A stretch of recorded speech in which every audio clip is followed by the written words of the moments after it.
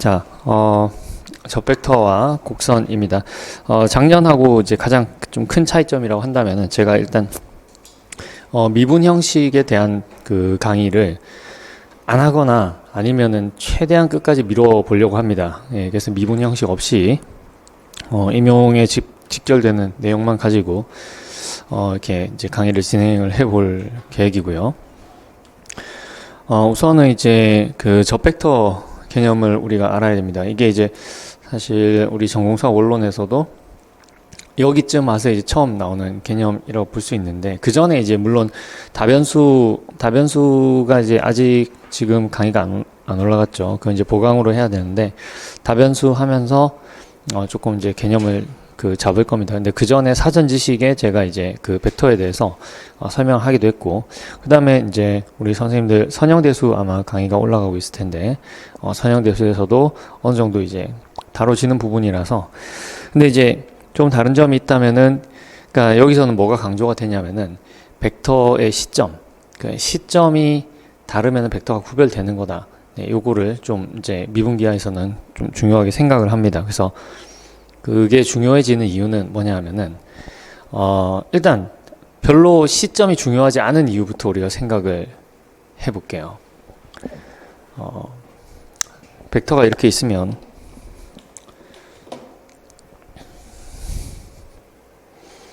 예를 들어서 뭐 2차원 공간상의 벡터라고 해보겠습니다. 여기 있는 벡터하고, 그 다음에 여기 좀 떨어져 있는 벡터, 이 두 개를 사실은 뭐 그냥 더하기는 좀 그렇죠. 떨어져 있으니까. 그런데 우리가 이 아이를 뭐 이렇게 시점을 일치를 시킨다고 한다면은, 그러면은 이제 두 벡터를 우리가 더하는 걸 생각을 해볼 수가 있는 거죠, 원래는. 자, 그런데 그럼 여기 있는 벡터를 어떻게 이렇게 옮길 것인가? 그거는 자명하게도 평행이동을 시키면 됩니다. 이렇게 평행이동 시키면 되죠. 그렇죠? 그래서 이 평행이동이라는 게 자연스럽게 정의가 되기 때문에 유클리드 공간에서는 이 결국 시점에 대해서 별로 큰 신경을 쓰지 않고 이렇게 이제 뭐 벡터의 합산이라든지 이런 것이 이루어지는 거죠. 자, 그러면 이제 우리가 좀 관점을 바꿔서 칠판이 이렇게 평평하게 생기지 않았고 이렇게 구면으로 생긴 칠판을 한번 생각을 해보겠습니다. 구면으로 생긴 칠판이 있는데, 이 구면에서 일어나는 일들만 우리가 이제 감지를 할 수 있다고 가정을 해보죠. 예를 들어서 뭐 구면상에 살고 있는 어떤 생명체라고 생각을 해도 상관없습니다, 우리가. 자, 그래가지고 우리 선생님들이 이제 여기 구면에서 학생들을 데리고 이제 수업을 하시는 거죠. 네, 여기 북극에 계신 선생님께서 학생들한테 수업을 하면서 이런 말하자면은 이런 벡터를 그려줬어요. 아주 이제 작은 벡터긴 하지만 이런 모양의 벡터를 그려서 수업을 했습니다. 자, 그런데 이제 여기 적도에 계시는 선생님도 같은 수업이 필요해가지고 여기 선생님이 하신 걸 보고 여기 이제 벡터를 이렇게 그렸어요. 이렇게 그래서 수업을 합니다.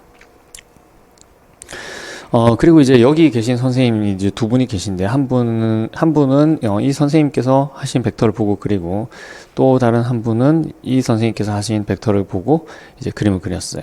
자, 그럼 어떻게 될까요? 여기 있는 선생님이 이 벡터를 보고 그리면 자연스럽게 우리가 생각을 해본다면 이 벡터를 이렇게 가지고 오면 어떻게 되죠? 이렇게 되죠. 예. 자, 그런데 이제 여기 있는 선생님이 여기 계신 선생님이 그리신 벡터를 이렇게 그냥 가지고 온다면 어떻게 되겠어요? 이런 벡터가 되겠죠. 예. 그러니까 뭐냐면은 똑같은 벡터를 이렇게 그냥 가져온 거랑 여기를 거쳐서 이렇게 가져온 거랑 이게 결과가 다른 거예요. 네. 그래서 서로 떨어져 있는 벡터는 원래는 이렇게 함부로 더할 수가 없습니다. 유클리드 공간에서는 다행히도 이 평행이동이라는 게 어떻게 이동이 되든지 간에 상관없이 이렇게 하나의 벡터가 나오기 때문에 우리가 별로 큰 신경 쓰지 않아도 상관이 없었지만, 우리 이제 미분 기하에서는 특히 이제 3차원 공간상에 들어있는 이런 공면에 대해서 다룰 예정입니다. 그렇게 되면은 공면상에 있는 벡터는요, 임의의 3차원상의 임의의 벡터가 될 수가 없어요. 공면상에 있는 벡터는 공면에 접하는 벡터야만 좀 의미가 있습니다, 어떻게 보면은. 그래서 이런 벡터들을 가지고 우리가 얘기를 해야 되기 때문에 함부로 이제 평행이동이나 이런 것들이 가능하다고 생각할 수가 없고 자명한 게 아니고요. 그래서 벡터 하면은 원래 성분만 생각을 했었지만 해석학까지는 그래도 이제 제가 그게 뭐 시점에 따라서 다른 벡터다라는 것 이제 말씀을 드리긴 합니다만 크게 문제가 되는 부분은 없는데 이제 이렇게 이 벡터가 어느 점에 위치하는 벡터냐, 이 부분에 대해서 우리가 항상 생각을 해야 된다 하는 거죠. 그 다음에 두 번째는 시점 말고 종점은 의미가 없어요. 종점은 의미가 없습니다. 그거에 대해서 또 생각을 해보면, 자, 여기 이제 우리가 벡터라는 거는 좀 약간 이제 우리가 전공 수학이지만 물리적인 이야기를 잠깐 해보면 이제 학생들 입장에서 가장 먼저 수학에서 기백을 배우기 전에, 기하 벡터를 하기 전에 더 먼저 벡터 개념을 이제 과학에서 접하게 됩니다. 가장 먼저 학생들이 접하는 벡터의 개념은 아마 그 힘일 겁니다. 힘. 그쵸? 그러면, 자, 여기 이 점에 힘이 작용이 됐어요. 우리 이제, 수학 예비 선생님들이지만 그래도 그 이과 나오셨으니까, 뉴턴이 뭔지 아시죠? 3뉴턴의 힘을 여기다 작용을 다 했다고 생각을 해보겠습니다. 자, 이 점에다가 3뉴턴의 힘을 작용을 했어요. 그럼 이 점이 시점인 건 맞죠? 근데, 종점 어딘가요? 여기에 3뉴턴의 힘을 작용하면 이 벡터의 종점이 어디죠? 이 점에서 3뉴턴 떨어진 점인가요? 좀 이상하죠, 그죠? 거리인데 3뉴턴이라니. 사실 그러니까 이 종점이라는 거는 우리가 정확히 얘기할 수 있는 개념이 아닌 거예요. 한 점에서 출발해서 다른 점에서 끝나는 벡터라는 개념은 이제 미분계에서는 별로 맞는 개념이 아닌 겁니다. 단적인 예로 이제 구면상으로 다시 가보면, 제가 여기다가 짧은 벡터라고 했잖아요. 여기다 긴 벡터를 그리면 어떻게 되나요? 되게 커다란 벡터를 그리면은 구 밖으로 나가는 건가요? 아니죠. 이걸 우리가 구면에 있는 벡터라고 얘기를 합니다. 접하는 벡터는. 그러니까 뭐냐면은 이 점이 한 점으로 보이지만 이 점에는 온갖 종류의 기하들이 집약이 돼 있는 거예요. 여기에는 접평면이 있습니다. 접평면에 이렇게 사실 우리가 3차원 공간에 들어있는 공면에 대해서는 이렇게 접평면 생각을 할 수가 있지만 사실은 이 접평면은 이 점 안에 살고 있는 거예요. 네, 그런 내재된 개념이라고 생각을 할 수가 있는 겁니다. 자, 이런 좀 뭔가 좀 오묘하죠, 그죠? 네, 이런 개념들을 우리가 앞으로 다뤄야 되기 때문에 정의를 할 때도 엄밀하게 이렇게 정의를 해야 된다고 하는 겁니다. 자, 그래서 우리가 이제 벡터를 보는 관점, 이게 크게 뭐 중요하진 않습니다만 일단은 기본적으로 여러분들, 우리 선생님들께서 벡터를 이렇게 보시는 건 상관없어요. 지금 현재 상황에서는 성분이 3개가 있다. 이런 벡터인데, 이 벡터를 우리가 다른 방식으로 해석을 할 수가 있는데, 어떻게 해석을 할 수가 있냐면은 이 아이를 함수를 주면은 다른 함수가 나오는 이런 함수를 넣어주면은 다른 함수가 나오는 이런 함수로 생각을 할 수가 있는 겁니다. 그러니까 함수에서 함수로 가는 그런 함수로 관점을 바꿔서 생각을 할 수도 있는 거죠. 그걸 이제 어떻게 해석을 하느냐? VP에다가 F라는 함수를 넣은 거면은 이러면 이제 방향도 함수가 작용이 되는 걸로 생각을 할 수가 있습니다. 자, 그래서 VP에다가 F를 넣으면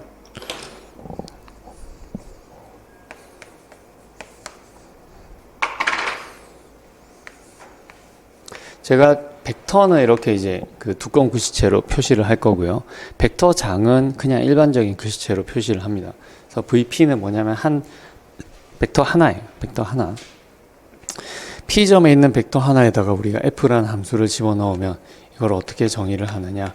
이거는 방향도 함수입니다. 방향도 함수인데 V 방향의 도함수죠. V, P 방향의 도함수입니다. 도함수인데 어떤 함수를 미분을 한 거냐면은 F라는 함수를 미분을 한 거죠.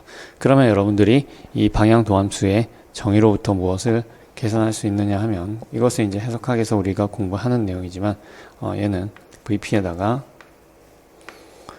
F의 그레디언트를 내적한 게 되죠. 뭐 3차원 공간이든 n차원 공간이든 상관없습니다. 이건 다름 아닌 요 식이에요. 요게 지금 그레디언트의 성분이죠. 그레디언트에 대해서 선생님들 잘 기억이 나시나요? 이 그레디언트는 여기서 어떻게 정의가 된 거였어요? 그레디언트 F는 F를 3차원 공간이니까 f를 x로 미분을 하고, x를 미분한 거를 이게 이제 성분을 우리가 이제 근데 요렇게 한번 써보겠습니다. 그레디언트 f는 이제 어떤 점을 대입하면은 벡터가 나오는 함수로 봐야 되겠죠. 그래서 이것을 우리가 벡터 장이라고 얘기를 합니다. 얘는 벡터 장이고요.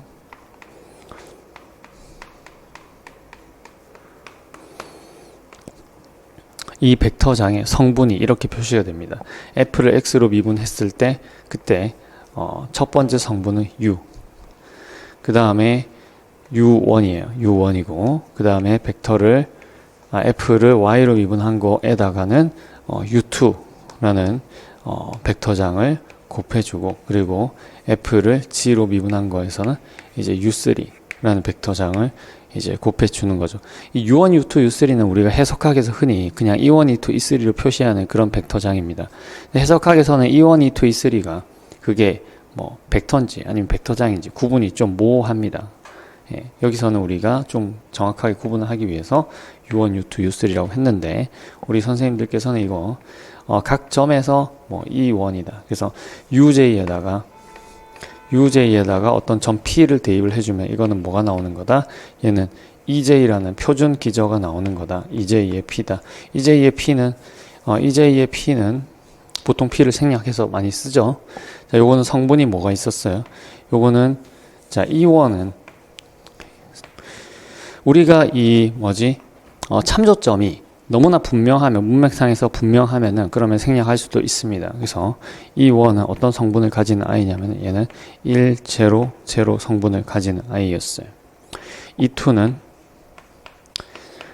0, 1, 0 성분을 가진 아이였고요. 그리고 E3는 0, 0, 1의 성분을 가진 아이였습니다. 그래서 우리 벡터장이 이제 이렇게 정의가 된다 하는 거죠. 자, 그러면은 뭐 이게 지금 정리라고 되어 있는데 그냥 값을 하나 대입해서 계산한 거에 지나지 않습니다. 요 정리에다가 P라는 점을 이제 대입해서 계산한 거에 지나지 않고요. 네, 그렇습니다. 요거를 이제 펼쳐서 쓰면 요거 그 뜻대로, 문제의 뜻대로, 문제라기보다는 이 기호의 뜻대로 펼쳐서 쓰면 이제 이렇게 되는 거죠. 네, 그래서 넘어가겠습니다.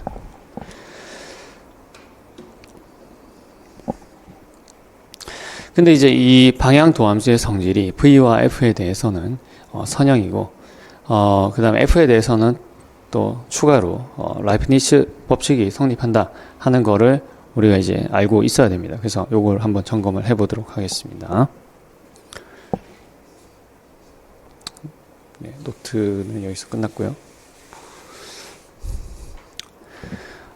우선은 요 V 자리에 대해서 선형이다 라는 거 보면 나블라 AU 플러스 BV,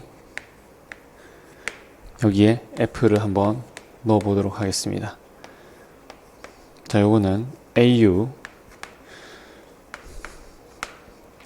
플러스 BV의 내적 나블라 F죠. 그죠? 여기서 벌써 여러분들 이 내적의 성질로부터 이것이 선형이 될 것이다 라는 거 충분히 예상하실 수 있고요. 별로 안 어렵죠, 그죠? 예. 근데 너무 당연한 걸 또 증명을 해놓으라고 하니까 손을 대기가 어려울 뿐이지, 손을 대서 증명을 해보면은 그렇게 어려운 게 아닙니다. 자, 그리고요, F에 대해서 선형인 거 자명하고요. 그 다음에 이제 라이프니츠 룰은 뭐에 의해서? 원래 이 그레디언트의 성질에서부터 온다라는 겁니다. 그래서 한번 적어보면, 마찬가지로 F에 대해서도 선형이고요. 라이프니츠 룰은 이 그레디언트 성질에서 오는데, 그레디언트 F 곱하기 G를 한번 보게 되면은 이 아이가 우리가 방금 한 대로 파샬 XI에다가 UI가 파샬 F 파샬 XI에다가 UI를 이렇게 합해 주는 건데요. 네.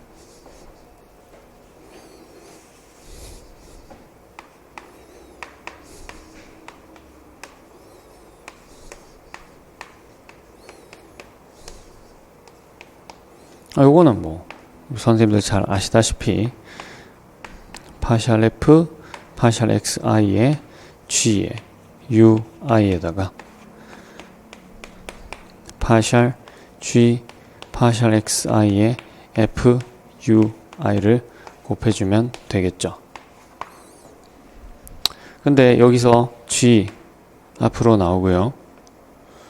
G 나블라 F, 여기는 F가 앞으로 나와서 F 나블라 G로 이렇게 표시가 된다는 것을 알 수가 있습니다. 자, 다음 임의의 벡터장 V에 대해서 이렇게 표시가 될 것이다. 이거는 우리가 선형대수에서 이미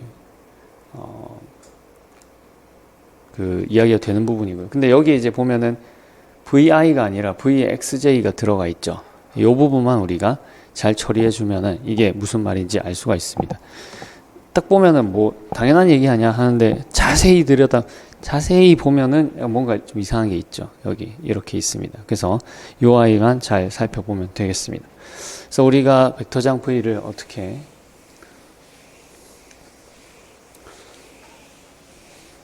이렇게 한번 놓아 보겠습니다. 자, 벡터장 V라는 것을 우리가 시그마 VJ에 UJ로 놓겠습니다. 자, 그럼 여기다가 우리가 XK를 넣어볼게요. 요거를 여기 J라고 돼 있으니까 J, 요거는 뭐랑 똑같아요? 시그마 K에 대해서 VK에 UK죠. 네. 그럼 여기다가 이제 F를 한번 가해 보겠습니다. V에다가 우리가 F를 한번 가해 볼까요?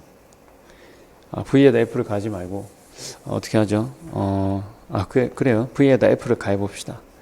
F를 띡 가하면 얘가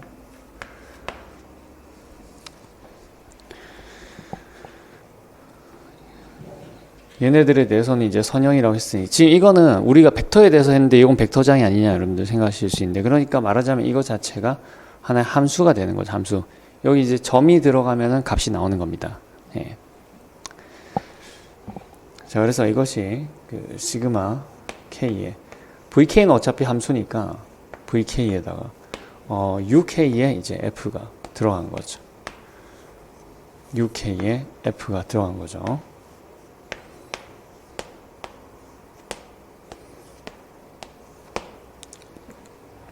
자, 그런데 이 UKF를 가만히 보게 되면은 요거는 결국은 얘는 K번째 성분만 있어요. K번째 성분만. 그래서 여기에다가 우리가 이제 나블라를 적용을 시켜주면 이게 UK의 이제 내적 나블라 F잖아요.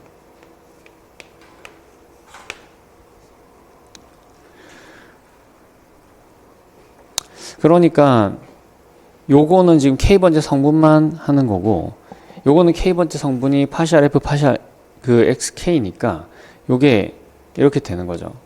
파셜 F에 파셜 XK. 그래서 아까 우리가 유도했던 식하고 이제 같은 식이 나오겠습니다. 자, 그러면은 여기다가 우리가 XJ를 대입하면 어떻게 될 것인가 생각을 해보죠. 그러면은 V에 XJ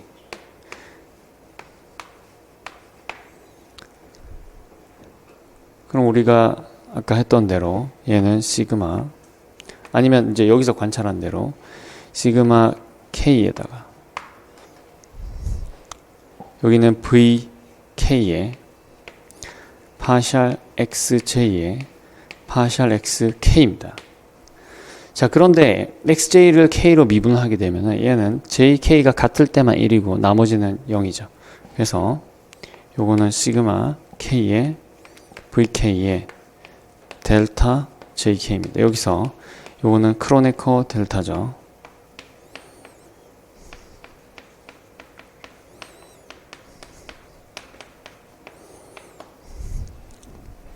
자, 그러면은 이게 언제만 1이 나오죠? j 같을 때만 1이 나오죠. 그래서 요게 vj가 되는 거죠. 그래서 v에다가 xj를 넣어주면 이게 vj가 나오니까 당연히 이제 요 식이 성립을 하는 겁니다.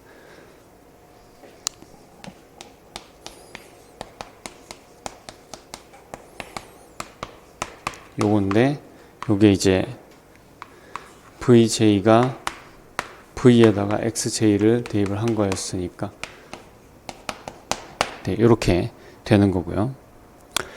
그 다음에 두 번째로 매끄러운 함수의 임의의 매끄러운 함수에 대해서 vf와 wf가 성립하면 v는 w가 성립한다. 이건 성분이 같은 걸 보여주면 되잖아요. 그래서 어떻게 된 거냐면은 v에다가 우리가 xj를 넣어주면 뭐가 돼요? 이게 w가 xj가 들어간 거랑 같아지죠. 그러면 요게 이제 무슨 얘기가 돼요? 요게 vj가 된다는 얘기죠. 요게 w가 wj가 된다는 얘기니까 vj랑 wj가 같으니까 어때요? 같은 벡터장이 되는 겁니다. 여기서 v는 뭐예요? vj의 시그마 vj의 uj잖아요. w는 뭐예요? 이렇게 놓은 거죠. 시그마 wj의 uj로 놓은 거죠. 각각의 j 성분이 같으니까 같은 벡터장이 되는 거죠. 이게 뭘 얘기를 하냐면요. 지금 3차원 공간에서는 별로 어떻게 보면 우리 선생님들이 이거 쓰잘데기가 없는 정리 아니냐 이렇게 생각하실 수 있습니다. 근데 우리가 공면상으로 가면 이게 굉장히 유용해집니다. 공면상에서 정의된 두 개의 서로 다르게 생긴 벡터장이 같다는 걸 볼 때 공면상에 있는 함수를 대입해 가지고 확인을 합니다.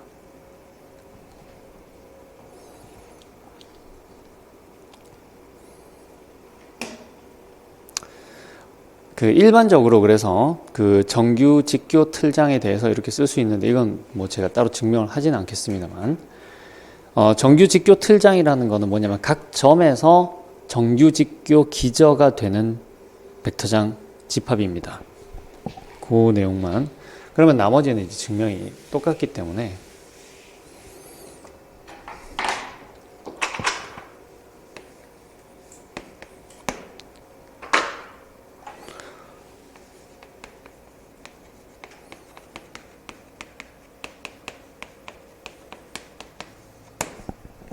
그래서 우리가 이게 정규직교 틀장이라는 것은 EJ의 P, 그러니까 E1P, E2P,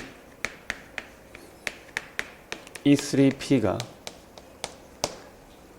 각각의 P에 대해서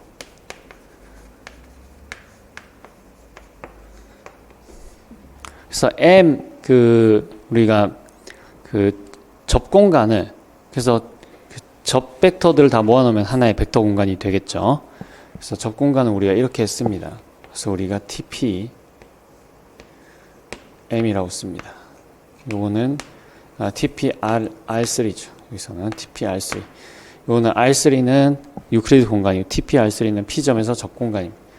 P에서 접 공간.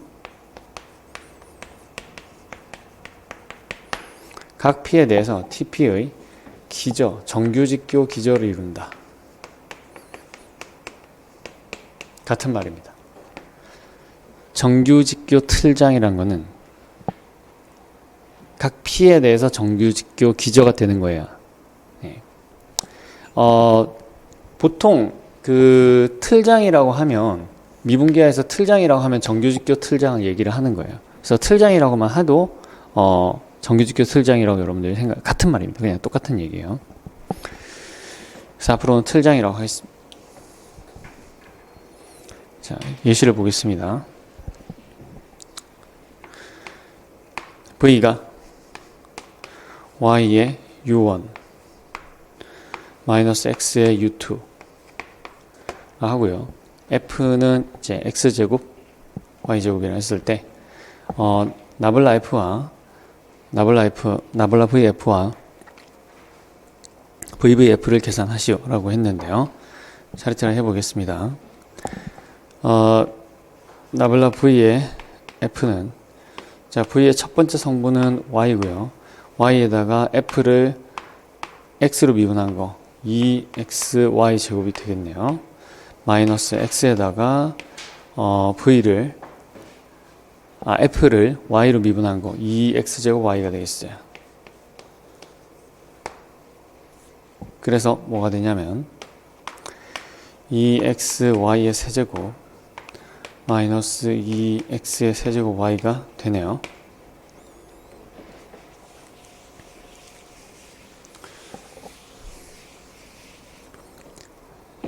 기호의 뜻을 잘 알고 있느냐 하는 얘기입니다.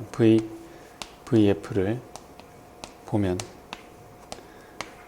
v에다가 vf는 뭐냐면 2xy의 세제곱 마이너스 2x의 세제곱 y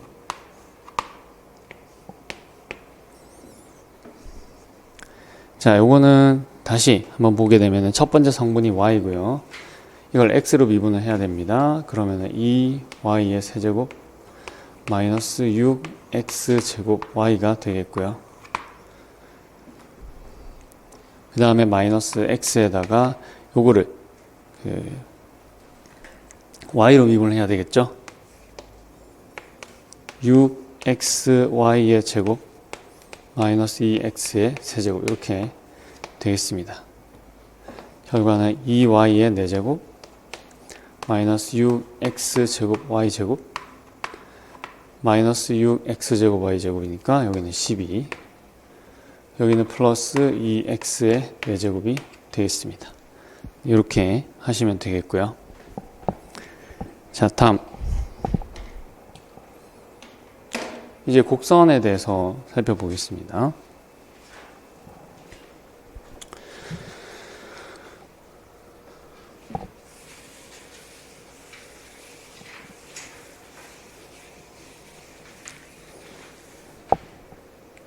그래서 곡선은 다름 아니고 그냥 일변수로 매개화된 점을 곡선이라고 합니다. 그 중에서 이제 미분이 가능한 거는 우리가 곡선의 속력을 얘기할 수 있는데 곡선의 속력이라는 것은 알파 곡선일 때 곡선의 속력은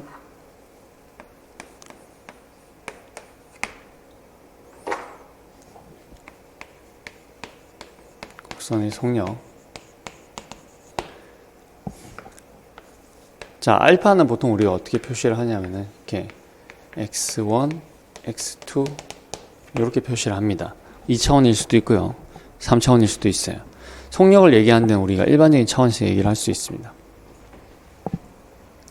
자, 요거는 점이기 때문에 제가 괄호로 표시를 한 거예요. 점은 벡터가 아니에요. 네. 벡터 공간에서는 그러니까 여러분들 유클리드 공간에서 점을 위치 벡터하고 동일시하는 거에 좀 익숙하실 거예요, 아마. 근데 이제 공면상에서 그렇게 하면 안 되기 때문에 구별을 합니다. 그래서 점이에요. 알파 프라임은 그냥 성분을 미분을 해주면 됩니다. 근데 이건 벡터예요.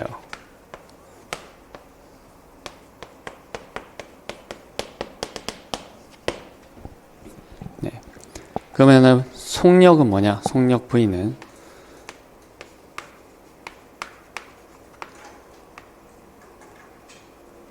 그래서 이 알파 프라임이라는 벡터의 크기예요.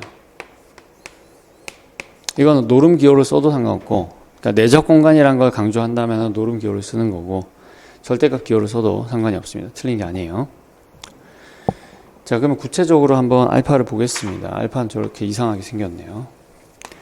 자, 첫 번째, 이 아이는 중심이 1,0,0이고 반지름 1인 XY 평면상의 원을 밑면으로 하는 실린더와 반지름이 길이 2고 중심이 원점인 9의 교선임을 보이시오 라고 했는데요. 우리가 체크해야 되는 방정식이 두 개네요. 밑면 중심이 1,0,0이다.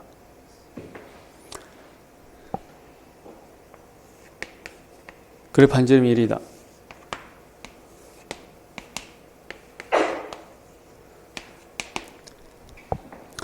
중심이 1,0,0이고 반지름이 1이니까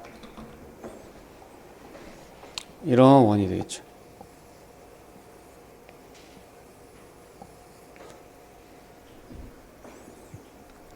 이게 실린더니까 방정식이 어떻게 나오냐면은 xy에 대한 방정식만 있으면 되겠죠. x-1의 제곱 더하기 y의 제곱은 1입니다.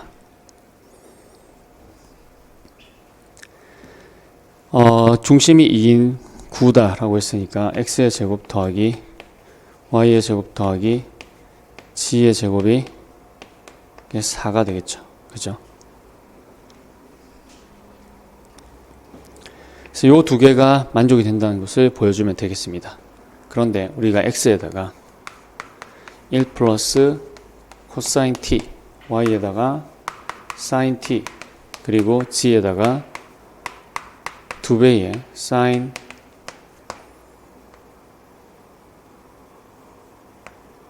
2분의 t를 대입을 하게 되면은, 자, 먼저 x-1의 제곱 더하기 y의 제곱을 보겠습니다. 요거는 코사인 제곱에 사인 제곱 t가 되겠죠. 자, 그 다음 x의 제곱 더하기 y의 제곱 더하기 g의 제곱은, 여기는 코사인 제곱 t에다가 2 코사인 t 더하기 1에다가 사인 제곱 t에다가 4배의 사인 제곱 2분의 t가 되겠습니다. 코사인 제곱 더하기 사인 제곱 1이고요. 1 더하기 1 해서 2가 되겠고요. 2 더하기 2 코사인 t입니다. 4배의 사인 제곱 2분의 t고요. 코사인 t는, 자, 그 전에 요거는 이제 반각 공식 통해서 처리를 해줄까요? 얘 같은 경우에는 뭐랑 똑같습니까? 2분의 1 마이너스 코사인 t랑 똑같죠?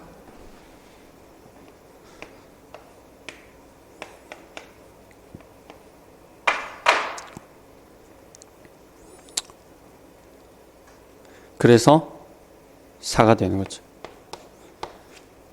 따라서 교선 맞다는 거죠. 교선 맞습니다. 속력은 어떻게 되냐?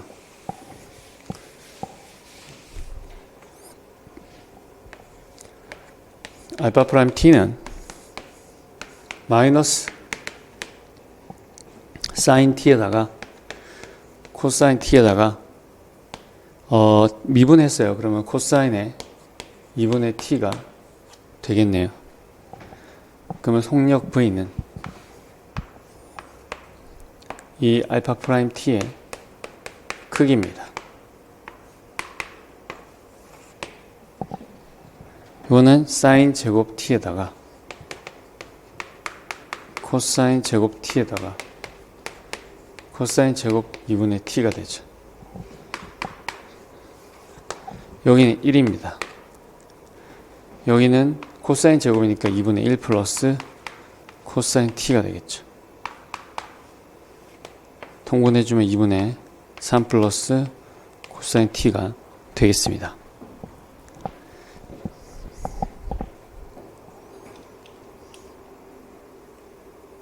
자, 우리가 때때로 주어진 곡선을 그대로 두고 매개화만 바꾸는 경우가 있어요. 그랬을 때 연쇄 법칙이 어떻게 변하는지 보도록 하겠습니다.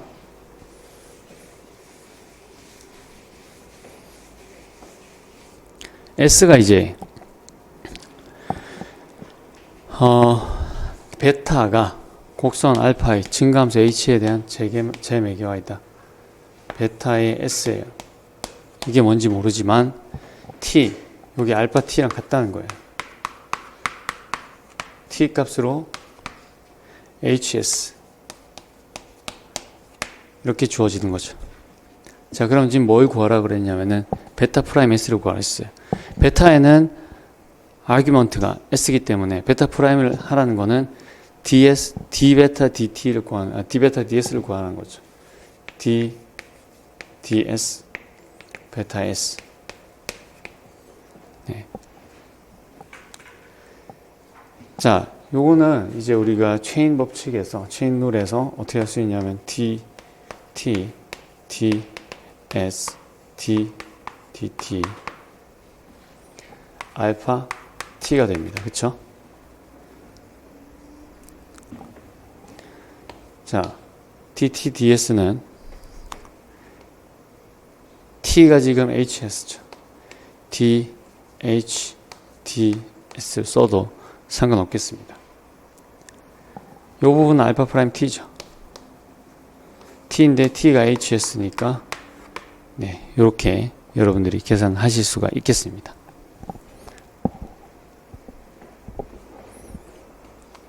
다음. 그래서 이걸 우리가 그 성분별로 보면, 그러니까 함수에 얘가 작용하는 거는 어떤 식으로 작용하느냐 보도록 하죠.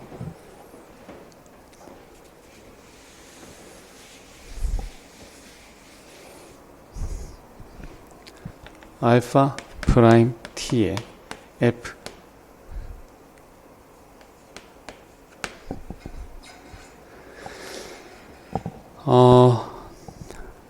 자, 얘는 뭐랑 같다 그랬어요? 나블라 f랑 알파 프라임 t랑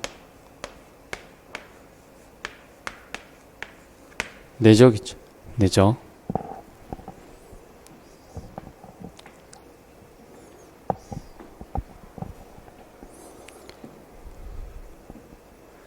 자, 그러면 우변을 계산해 보겠습니다. 우변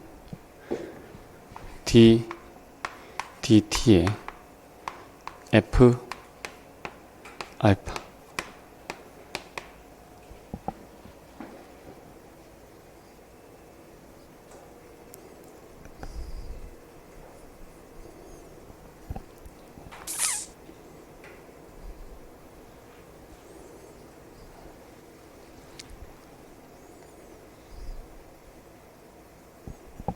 자, 요거는 dt의 f의 x, y, g로 쓸 수 있겠죠. 그쵸? 그러면은 연쇄 법칙에 의해서 이것은 어떻게 됩니까? 파셜 f, 파셜 x1에 dx1 dt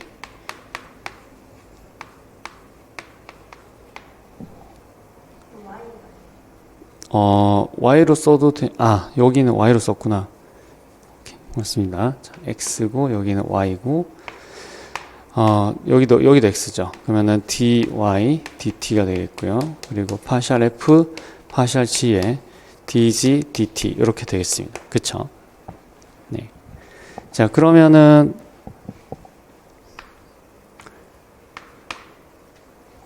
이게 뭐예요? 이게 지금 요거랑 같아지는 거죠.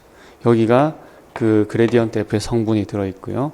알파 프라임의 성분이 들어있으니까 이게 이제 알파 프라임 t 나블라 f가 되겠습니다.